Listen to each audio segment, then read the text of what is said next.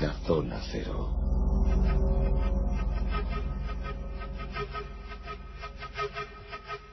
Aquí están nuestros monográficos, primer monográfico del año 2002 y claro, por supuesto, viene la fecha y es lógico hablar de los Reyes Magos. El misterio de los Reyes Magos, como os hemos ido anunciando al principio de nuestro programa, vamos a abordar ese misterio una vez más, un año más y además con mucho gusto porque queremos saber más cosas sobre estos reyes, nuestros reyes preferidos de nuestra tradición religiosa y cultural y siempre preparados para recibir los mejores regalos. Así que el regalo que os ofrecemos esta noche es nada más y nada menos que a Jesús Callejo y a Carlos Canales vestidos de Reyes Magos y yo también, nos hemos puesto, yo voy de Melchor, Jesús, tú vas de Gaspar, ¿no? Vale, menos mal. ¿A quién le tocará el negro? Vaya, Carlos. Nada, aquí pintado, sin problema. Bueno, pues muy buenas noches a los dos. Buenas noches a los dos. Muy buenas noches. Y aquí estamos un año más. Qué alegría, ¿verdad? Que podamos estar un año más hablando de nuestros queridos Reyes Magos. Hemos disfrutado de un sabroso roscón que nos ha ofrecido el señor Callejo. Magníficamente elaborado, lo ha hecho él con sus manos, con la fruta estupenda, todo a punto. Y lo del roscón es una tradición que bueno, Carlos, que conviene comentar que esto del roscón ya viene de antiguo, ¿no? Sí, viene de antiguo, tiene cerca de 300 años, pero en el caso español la verdad es que es relativamente moderno, puesto que no se incorpora en nuestra tradición, además en Castilla, hasta el siglo XVIII. Bueno, formar parte, como es hoy en día, de la tradición popular extendida a todo el país es mucho más reciente, como es lógico. Pero la verdad es que el origen es muy curioso, porque el origen está relacionado con las leyendas de la tradición del rey de la fiesta.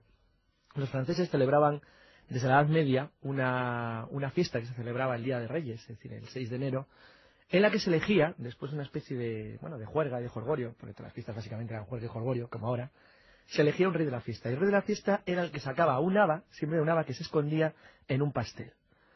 Esa tradición que se celebraba la noche anterior al 6 de enero, durante el invierno de 1712 a 1713, en las trincheras, en la línea de frente... Cuando estamos a punto de perderlo en todo. Bélgica, efectivamente, el último año de la presencia española en Flandes, varios de los soldados españoles que estaban en el ejército que combatía en el norte de Europa vieron que sus compañeros franceses celebraban una extraña fiesta y que escondían dentro de un pan, porque en aquel entonces utilizaba un pan o el pastel es una cosa más moderna, escondían un haba y nombraban al que iba a ser el rey de la fiesta de ese día.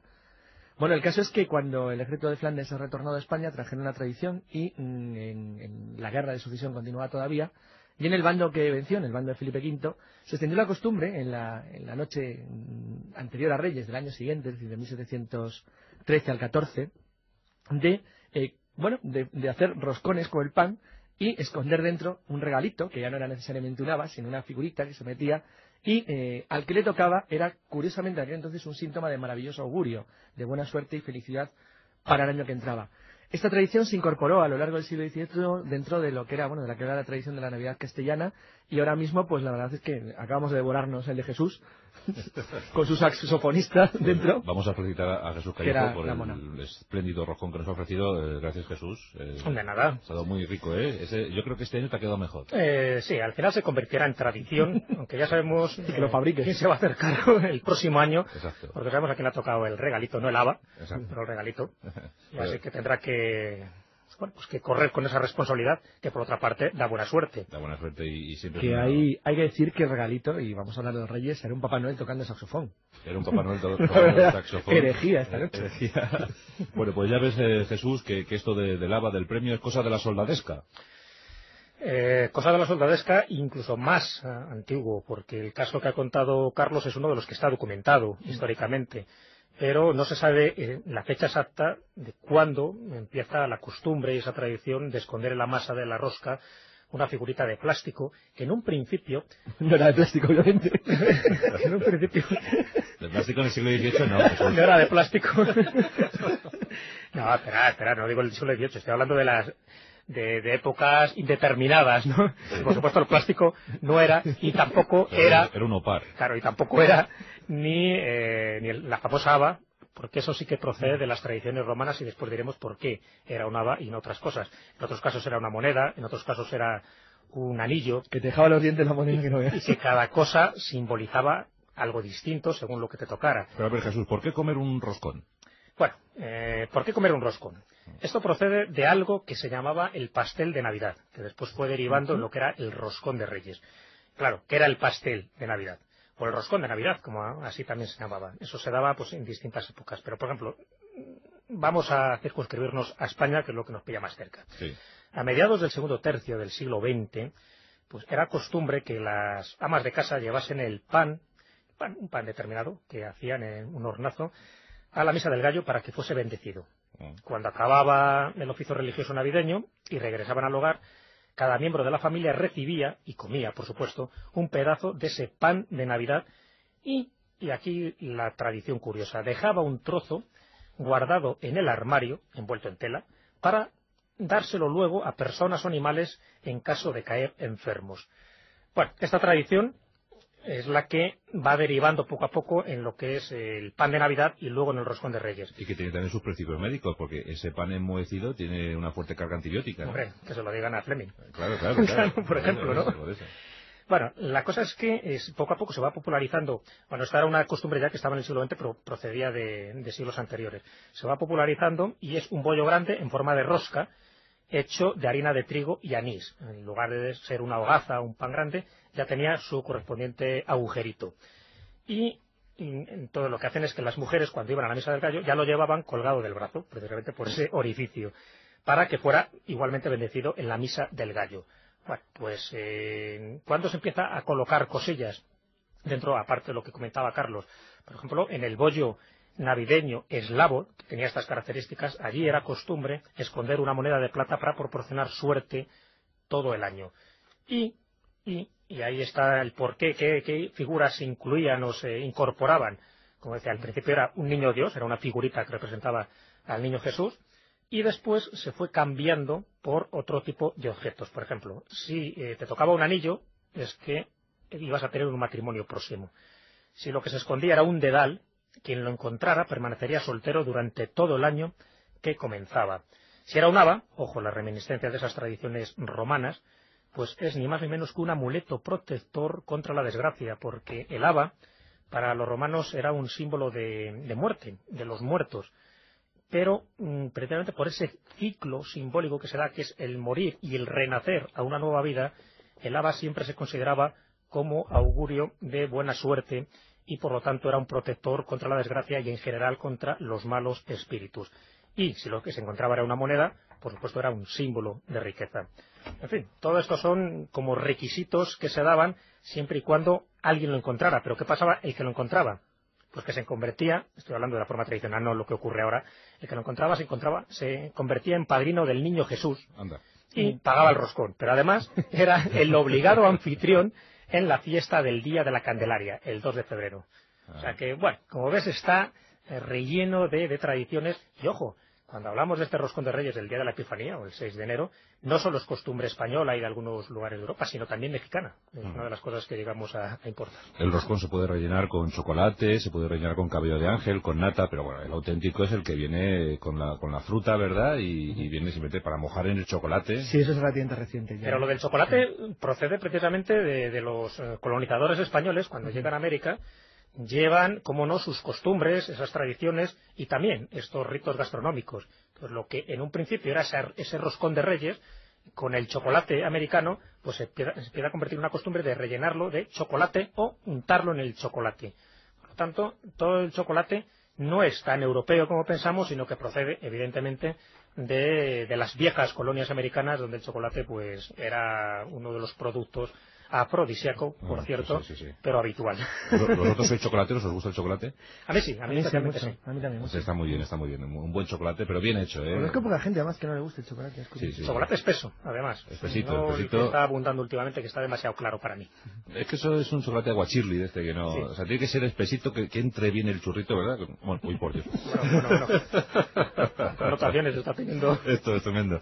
Bueno, pues tenemos el misterio del roscón. Ya hemos averiguado algo más acerca de su tradición, de su historia, y la verdad es que es muy interesante. Así que con estos datos que nos han dado Jesús y Carlos podemos saborear mucho mejor el roscón de Reyes, que no son pocos los que se venden en este país, hay mucha tradición. Yo creo que en todos los hogares, ¿verdad, Carlos? Hay roscón. Sí, la verdad es que es verdad.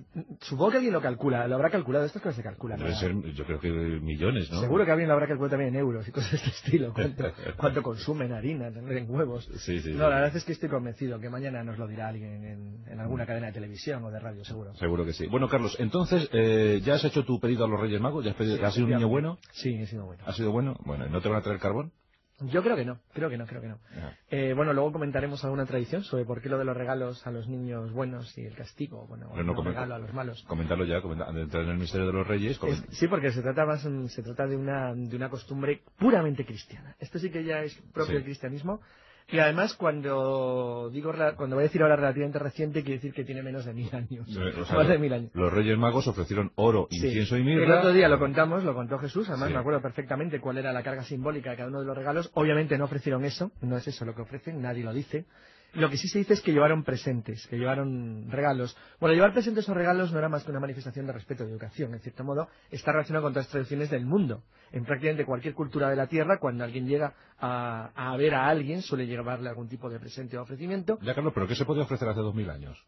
Realmente se podía ofrecer muchas cosas. Dentro de lo que era la sociedad romana, era una sociedad ciertamente sofisticada. Lo que no existía es una tradición como la de ahora, organizada en torno al regalo y al presente, como concepto de donación o de entrega de algo con carácter meramente afectivo, no que no es un carácter simbólico especial, sobre todo porque esto es una tradición ya de tipo claramente occidental. Cuando digo occidental, quiero decir que dentro del cristianismo, vamos a hablar de las dos grandes iglesias, no meto unas pequeñitas, entre los ortodoxos y entre los occidentales, ha sido la Iglesia católica y los protestantes luego los que han ido fijando y conformando las tradiciones tal y como las vemos ahora. Muchas veces cuando Jesús y yo comentamos aquí o hablamos de tradiciones y de leyendas, muchos oyentes tendrán la sensación de que nos remontamos muchísimo en el tiempo. Bueno, eso lo hacemos realmente para que vean que en el fondo, el origen de las costumbres y las tradiciones es siempre mucho más lejano de lo que nosotros pensamos. Sin embargo, la forma en la que se producen es, sin embargo, mucho más cercano de también lo que nosotros pensamos.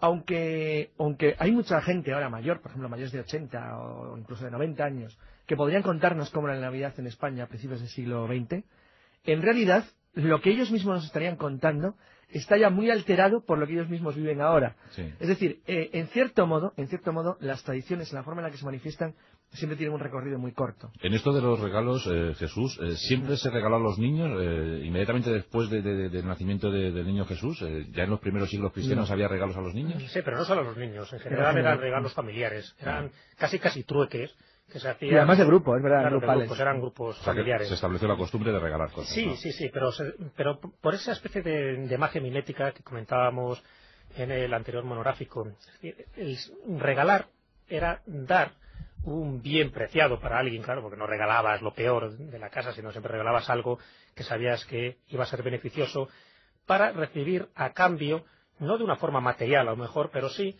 ese agradecimiento con el cual pues era una especie como de sortilegio, de amuleto, para que fuera fructífero el próximo año para toda la familia. Sí, porque Sí. Yo quiero hacer un pequeño inciso. Es que, claro, cuando Lucas dice que los magos, porque no habla de reyes, le entregaron, que los presentes eran oro, incienso y mirra, es bastante obvio que el valor ya en esos tiempos del regalo era muy diferente. No vale ya lo mismo la mirra que el oro, ¿eh? Uh-huh. O sea, decir que eso es importante también. Por cierto, una curiosidad, porque respecto a los regalos entregados por los Reyes Magos hay unanimidad en pensar que eran tres, el oro, el incienso y la mirra. Sí. Pero hay un evangelio apócrifo, el Evangelio Armenio de la Infancia, donde se habla de un cuarto regalo que no se establece en ningún otro lugar, pero que me parece una curiosidad. En el Evangelio Armenio de la Infancia ofrecen además al niño un cuarto regalo que es un extraño libro, el libro de Set, que es un libro, por supuesto, totalmente iniciático y que solo revela verdades ocultas, y que, por supuesto, el niño Jesús, el que se convertiría de luego en Jesucristo,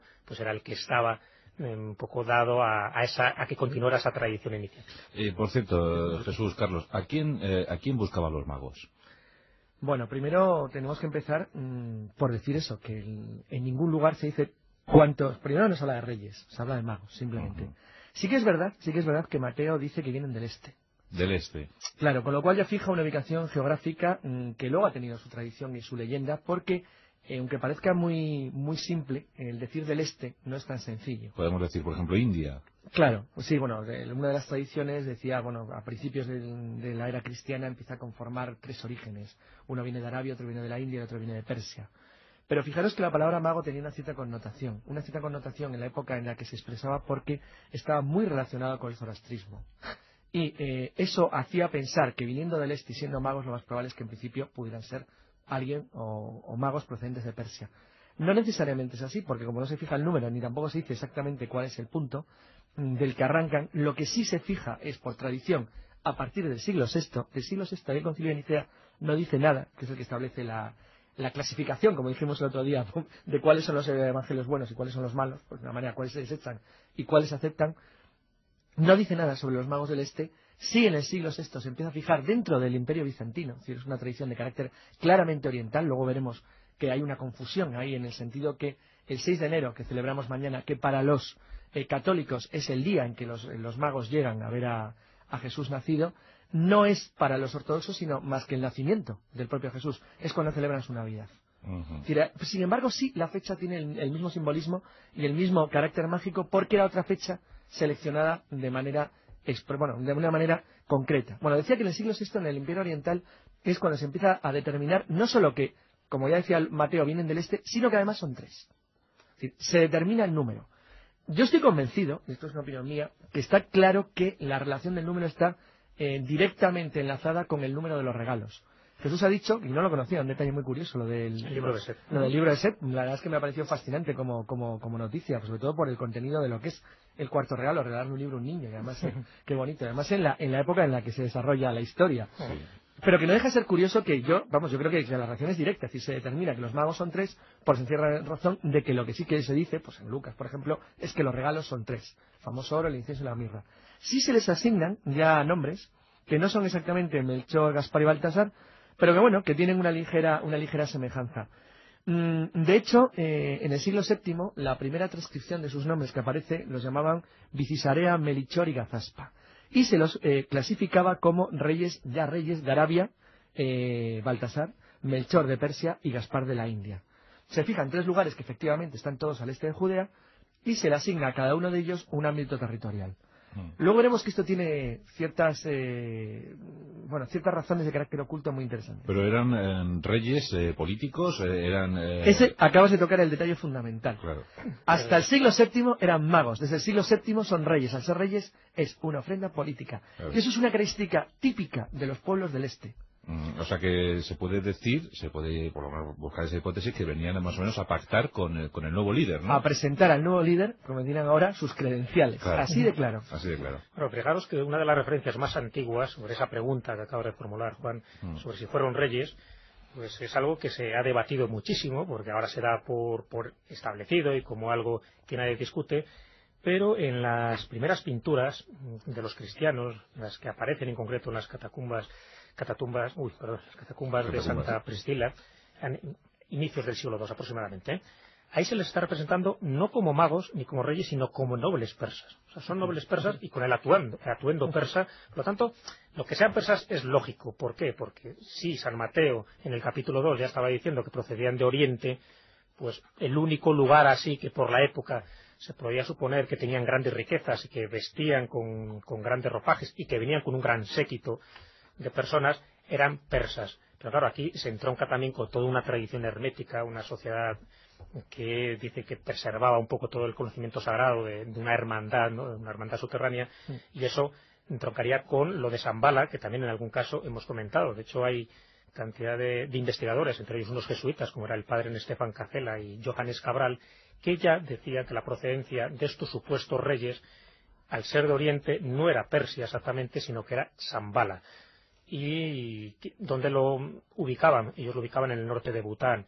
Pero sí es muy representativo que todos los que son los reyes, aparte de presentar sus credenciales al nuevo rey que había nacido, también hay una cierta consideración en pensar que lo que le estaban transmitiendo era también una tradición iniciática procedente de Oriente para que Jesús, el niño que había nacido y que por supuesto era el heredero de esa tradición, pues tuviera todo tipo de mensajes por un lado externos, como eran los regalos, y por otro lado los mensajes iniciáticos, que son los que luego se encargó de difundir en su doctrina. Por cierto, Carlos, ¿qué se le exigía a un mago de hace 2000 años? Bueno, primero depende de que se considerara hace 2000 años como mago, que no tiene nada que ver con lo que ahora llamamos un mago. Un mago, sí. El mago era simplemente una persona que tenía conocimientos que los seres humanos ordinarios no disponían de ellos. En general, tener en cuenta que, aunque nosotros ahora tenemos una visión del Imperio Romano hollywoodiense, en cierto modo, es una visión básicamente de las clases altas. Sí. Es decir, hay que tener en cuenta que más del 85% de la población en el Imperio no sabía leer ni escribir. Es decir, la tradición era básicamente de carácter oral y las culturas de las que procedían eran culturas de las que malamente se llamarían en civilizaciones primitivas, y que Jesús utiliza esa palabra tan bonita, que es culturas de tradición. Es decir, eran culturas que se basaban en lo que de padres a hijos se transmitía sobre el conocimiento del mundo. Hay que tener en cuenta que también, a diferencia de lo que podría creer muchas personas ahora, el mundo del Imperio Romano del siglo I era enormemente cosmopolita.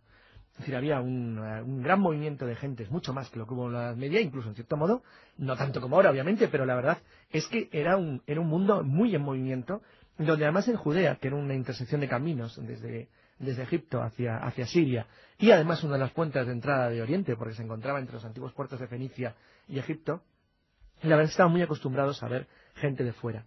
El concepto de mago, tal y como lo quiere expresar Mateo, magos del Este, es lo que nosotros podemos entender por personas que tenían conocimientos ocultos. Exactamente es eso. Tener en cuenta que nadie habla en ninguno de los evangelios de Reyes, como hemos dicho, hasta el siglo VI.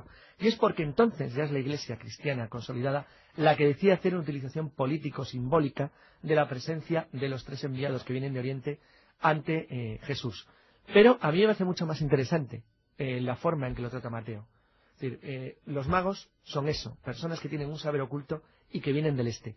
Y vienen del Este a ver a Jesús porque saben que es el Hijo de Dios. Es decir, hay una relación directa. Y eso es muy interesante, porque además se añade un elemento más, del cual, bueno, un poquito hablamos en el programa especial de Nochebuena, sí, que es que había una estrella. Sí, la noticia circula, por eso que tú decías, ese trasiego de la población, ¿no? Supongo que llevan los rumores y la estrella que les guía. O las estrellas. O las estrellas. Vamos a ver, aquí esa estrella que guía a los magos de Oriente. Jesús. Bueno, claro, por supuesto una estrella controvertida y se movía muy bien, ¿no? De muchísimas interpretaciones, se movía muy bien. Mm. En su día apuntamos que a lo mejor más de una estrella, era más de una luminaria, pero bueno, no vamos a entrar ahí si eran 2, 3, si vamos a entrar un poco en lo que es la naturaleza de la estrella de Belén. ¿Un fenómeno prodigioso, Jesús? Desde luego era un fenómeno extraño, es un fenómeno no conocido en la época porque si no, no hubiera sido destacado de la forma que fue destacado. Cuando digo extraño no quiere decir que no sea explicable. Ahí entra la tesis de la conjunción planetaria, puede entrar la tesis de la supernova. En todo caso son fenómenos anómalos desde el punto de vista astronómico y por lo tanto hay que destacarlos, ¿no? Vamos a descartar un poco el que fuera un ovni, que también tiene muchísimos defensores. Pero sí quiero apuntar una opinión que me parece representativa porque procede de un padre de la Iglesia y del siglo II, son de las primeras opiniones que hubo sobre la naturaleza de la estrella de Belén. Y lo dijo Orígenes de Alejandría. Ya veis que un padre de la Iglesia y muy reputado por las opiniones. Bueno, pues él decía textualmente: soy de la opinión de que la estrella que se apareció a los magos en las tierras de Oriente fue una estrella distinta, que no tenía nada que ver con las que nos muestra la bóveda celeste. Él, por supuesto, todos sus coetáneos que tenían 2 dedos de frente, sabían que aquello era un fenómeno anómalo, totalmente. Lo que pasa es que se discutía si era un fenómeno natural, es decir, de procedencia astronómica, incluso astrológica, porque también tuvo sus defensores, o era un fenómeno totalmente sobrenatural. Era un objeto puesto allí por Dios para demostrar que su hijo había nacido con todo el boato, con toda la pompa y circunstancia. Pero fíjate que ya desde el siglo II se empieza a discutir. Claro, si ahí nos vamos también a esa fuente de información tan valiosa como son los evangelios apócrifos, a la que consideramos que tiene pues un valor intrínseco por las épocas en las que fueron escritos. Casi todos los evangelios apócrifos que merecen cierto interés son del siglo II, siglo III, es decir, muy cercanos a la redacción de los propios evangelios canónicos y en algunos casos fueron escritos de forma simultánea, me refiero en la misma época. Y ahí nos dan unos datos añadidos que me parecen muy significativos. Por ejemplo, en el protoevangelio de Santiago, por citar uno de ellos, en su capítulo 21, habla de una estrella muy grande que eclipsaba a las demás estrellas y que precedió a los magos hasta que llegaron a la gruta Y ojo en este detalle, dice, y se detuvo por encima de la entrada de la gruta. Y más adelante, en el capítulo 19, no, más atrás, en 2 capítulos anteriores, dice, cuando José va con la partera a la gruta, una nube luminosa, habla de nube luminosa, la cubría, está haciendo referencia a la gruta, y la nube se retiró, apareciendo en la gruta una luz tan grande que sus ojos no podían soportarla. Esta luz disminuyó poco a poco hasta que el niño apareció. Esto es muy interesante porque, plantea 2 problemas. 2 problemas que a mí desde siempre me han gustado. En primer lugar, ya no es una estrella, son 3. Porque habría 3. La que les guía, la que está como permanentemente colocada encima del portal, indicando el punto exacto donde Jesús ha nacido, y una especie de luz interior, que hace una doble función. Si nos creemos al protoevangelio que haya leído Jesús, el trozo, si lo queremos, vamos a intentar interpretarlo. La luz lo que hace es la función de una cortina, es decir, oculta el nacimiento. Es decir, la luz es tan intensa que nadie puede ver nada hasta el momento en que Jesús ha nacido. Y en el momento en que Jesús ha nacido se va atenuando, pero mantiene en todo momento una cierta luminosidad en el lugar. La segunda es la que está marcando la posición, a la que de esa manera tan sospechosa designan como nube de luz. Y la tercera es la que le está marcando el camino a los magos del este. Y son las 3. Ahí el sentido mago es mucho más interesante que el sentido reyes. Los magos, por cierto, hicieron, Carlos, el camino juntos. No, pero tuvieron que juntarse en un momento dado. Bueno, vamos a ver. Digamos que, en principio, ni Mateo ni Lucas no dicen más que venían del este. Por supuesto no hablan de camellos, ni que uno sea negro, ni nada parecido. Eso ya lo veo. Lo que sí parece bastante claro es que llegan juntos, lo cual quiere decir que aunque aparentemente sus orígenes son diversos, sí saben dónde van y en algún punto del camino confluyen antes de llegar a Belén. ¿Y cuánto duró esta caminata?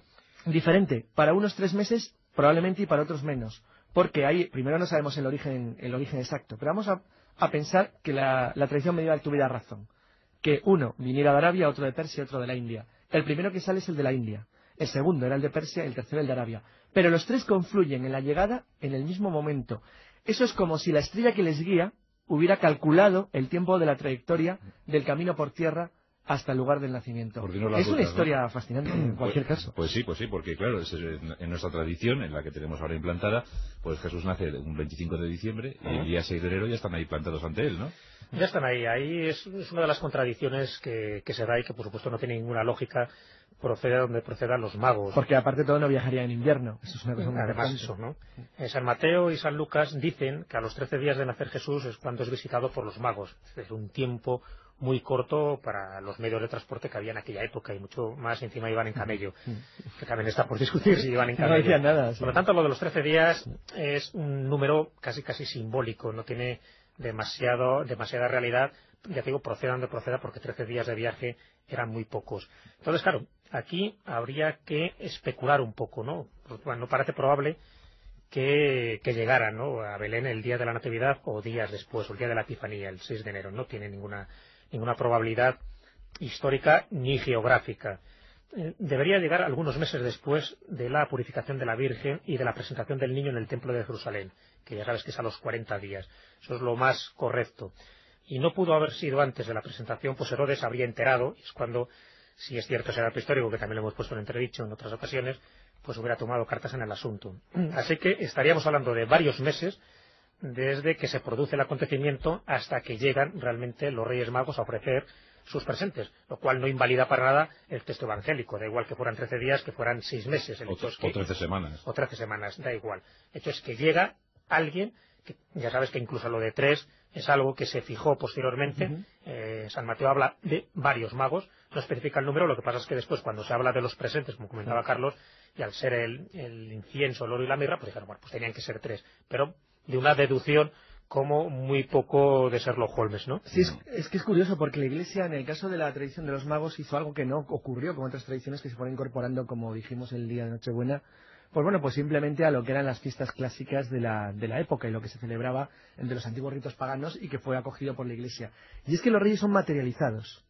Cuando digo son materializados es que es una leyenda o una tradición que no solamente se queda en lo mítico, sino que pasa hasta el extremo de que se convierten en seres reales, hasta el extremo que quedan reliquias. Entonces, esas reliquias que en principio son llevadas, me parece que a Milán, a Milán, ¿no? Al principio, para luego, a partir del siglo XII, durante la guerra de investiduras, los alemanes lo llevaron hasta Colonia, donde se supone que reposan todavía hoy en día. Sí. Pero fíjate el detalle ese, es decir, los conviertes en seres reales, físicamente. De todas formas, supongo que la llegada de 3 personajes tan insignes a Belén debe ser un acontecimiento, ¿no? Se enteraría todas las autoridades, todo el mundo estaría al tanto, querrían salir también a recibir a estos No, magos, porque no eran reyes. O sea, simplemente Claro. llegaron y dijeron, pues 3 más, ¿no? Claro, no, vamos, primero no hay una tradición escrita comprobada de cómo se produjo. Lo que sí que parece claro, tanto por los evangelios canónicos como por los otros, es que sí hubo una cierta peregrinación para ver al Mesías que había nacido. Lo que pasa es que el caso de los 3 magos del Este es totalmente diferente porque mete un factor distinto, y es que son personalidades ilustres que vienen del extranjero. Yo me acuerdo leyendo el libro de las maravillas, ¿verdad, Jesús? De Marco Polo, que aseguró haber visto a los magos y que seguían todavía intactos, que dice, tenían el pelo intacto. Claro, eso es lo que le da credibilidad posterior, ¿no? Estamos hablando ya de tradiciones medievales, da credibilidad a toda la historia, porque hasta ese momento... No te fíes mucho de Marco Polo, ¿eh? No te fíes mucho, a pesar de que dio datos muy interesantes. Sí. Lo que pasa es que ahí está, donde está el trigo y la paja, ¿no? Para poder discernir, incluso sabes que se ha dudado que realmente estuvo en la China, porque bueno, el que no hablara, por ejemplo, de la Gran Muralla China, pues era bastante significativo de alguien que no podía estar físicamente allí, pero por otra parte sí dio datos sobre epidemias, calamidades, catástrofes, que solo podía saber alguien que hubiera estado allí. Pero bueno, eso es algo que quedará ahí en la duda, y mucho más cuando él no fue el que escribió directamente el libro, ¿no? Fue el amiguete. Sino que fue su amiguete en plena cárcel. Sí. Con lo cual, y muchos años después. Es decir, tendría mucha memoria, pero la memoria queda distorsionada cuando pasan tantos años. Pero sí es un dato muy considerable eso de que aparezca, después casi de sopetón, las reliquias de los Reyes Magos. Bueno, eso sí que da como ese punto de credibilidad. Es lo mismo que pasa con otras reliquias de santos, donde dice, que no pensáis que esto es cierto, pues ahí tienes las reliquias de San Epifanio para demostrar que es cierto. Claro, lo que no eran ciertas eran las reliquias en sí, porque estaban totalmente asignadas de una forma, bueno, pues eso, caprichosa. Pero lo de los Reyes Magos ya era otra historia, porque fueron hallados en la iglesia de San Eustaquio. La gente aceptó perfectamente que esos 3 cuerpos correspondían a los Reyes Magos y se depositan más tarde en la iglesia de San Jorge de Milán. A partir de ahí ya sabes que durante muchísimos siglos son venerados. Estos cuerpos además estaban incorruptos, ¿no? Y eso fomentó muchísimo más la fe que podía existir alrededor de los Reyes Magos. Pero eso, ¿cómo llegaron allí? Porque aparecen de una forma súbita. Bueno, la tradición, que no la historia, habla de que en el siglo IV Santa Elena, la madre de Constantino, que tantas reliquias sacó de Tierra Santa, pues encontró, como no, también los cuerpos de los Reyes Magos y se los lleva a Constantinopla. Allí es cuando, reinando el emperador Manuel, un religioso griego que se llamaba Eustorpio, pues recién elegido obispo de Milán, se encarga de llevar estos cuerpos a Milán para que allí sean depositados. Ya digo que eso es lo que dice la tradición. Lo cierto es que en Milán se encuentra allí con unos cadáveres, con unos cuerpos incorruptos, al que se les asocia directamente que pertenecen eso a los Reyes Magos, tal cual, ¿no? Y eso es lo que luego, bueno, después del culto de Milán, lo que decía Carlos, después del siglo XII, es cuando ya llegan a Colonia, Alemania, y ahí es donde todavía se pueden venerar, porque supuestamente estarían esas reliquias, no si no fueron cambiadas, porque sabes sí, que hay otra tradición que fueron cambiadas en el camino. Sí, yo estuve allí en Colonia, y desde luego allí todo el mundo decía, no, si es que están aquí, son estos. Sí, son los auténticos. auténticos. Además, cuando bombardearon la ciudad... No tocaron la catedral. No tocaron tuvo una suerte la catedral de Colonia increíble. Se salvó porque la ciudad fue prácticamente... No quedó nada. Arrasada. Además, yo creo que de las ciudades alemanas, yo creo que de las que no me gustó, me parece feísimo, menos. Sí. Y es por eso, porque no quedó nada. Pero solo quedó la catedral. Sí, fue una cosa de una especie de milagro ahí, porque protegió la tumba de los magos. Qué bonito, qué bonito.